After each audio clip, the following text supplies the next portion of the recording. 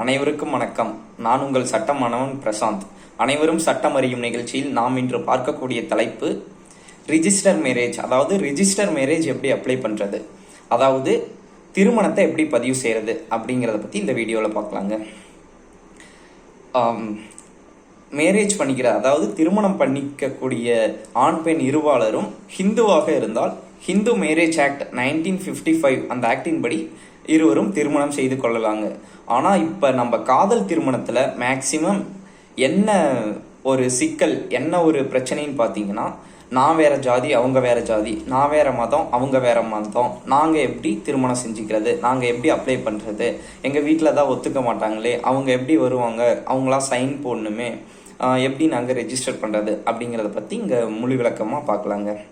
First என்னன்னு பார்த்தீங்கன்னா, இதுக்குன்னு தனி சட்டம் இருக்குங்க. என்ன சட்டம்னு பார்த்தா ஸ்பெஷல் மேரேஜ் ஆக்ட் 1954 அந்த ஆக்டின் படி எந்த ஒரு ஜாதியினரும் எந்த ஒரு மதத்தினரும் யாரை வேண்டுமானாலும், எந்த மதத்தின் சார்ந்தவரை வேண்டுமானாலும் திருமணம் செய்து கொள்ளலாம் அப்படிங்கிறதுக்கு ஒரு சட்டம் கொண்டு வந்திருக்காங்க.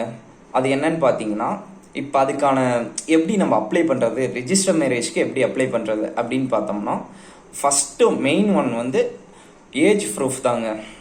ஏஜ் ப்ரூஃப், அதாவது ஆணுக்கு 21 ஏஜ் கம்ப்ளீட் ஆகிருக்கணும், பெண்ணுக்கு வந்து 18 ஏஜ் கம்ப்ளீட் ஆகிருக்கணுங்க. இப்போ வந்து எனக்கு 21 ஏஜ் கம்ப்ளீட் ஆகிருக்கணும், ஆனால் இப்போ எனக்கு வந்து 20 தான் நடந்துகிட்ருக்கு. எனக்கு ஒரு மாதத்தில் 21 ஆகிடும். ஆனால் நான் இப்போவே கல்யாணம் பண்ணிக்கிறேன், நான் கல்யாணம் பண்ணதுக்கப்புறம் எனக்கு 21 ஏஜ் ஆகிடுமே அப்படின்னு நினச்சி ரிஜிஸ்டர் பண்ணோம்னா அதை கண்டிப்பாக பண்ண முடியாதுங்க. ஏன்னு கேட்டால் ரிஜிஸ்டர் ஆஃபீஸில் சப் ரிஜிஸ்டர் வந்து இதை செக் பண்ணுறதுக்காகவே, கண்டிப்பாக நல்ல கட்டாயம் செக் பண்ணுறதுக்காகவே அவர் இருக்காருங்க.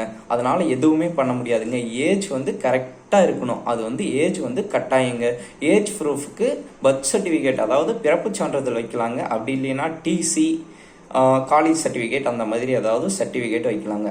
அதுக்கப்புறம் ஆதார் கார்டு கண்டிப்பாக கட்டாயங்க அது.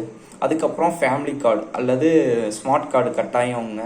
அதுக்கப்புறம் பொண்ணு மாப்பிள்ளை, அதாவது திருமணம் செய்து கொள்ளுபவர்கள் இருவரின் புகைப்படங்கள், 4 புகைப்படங்கள் கட்டாயம் முக்கியங்க.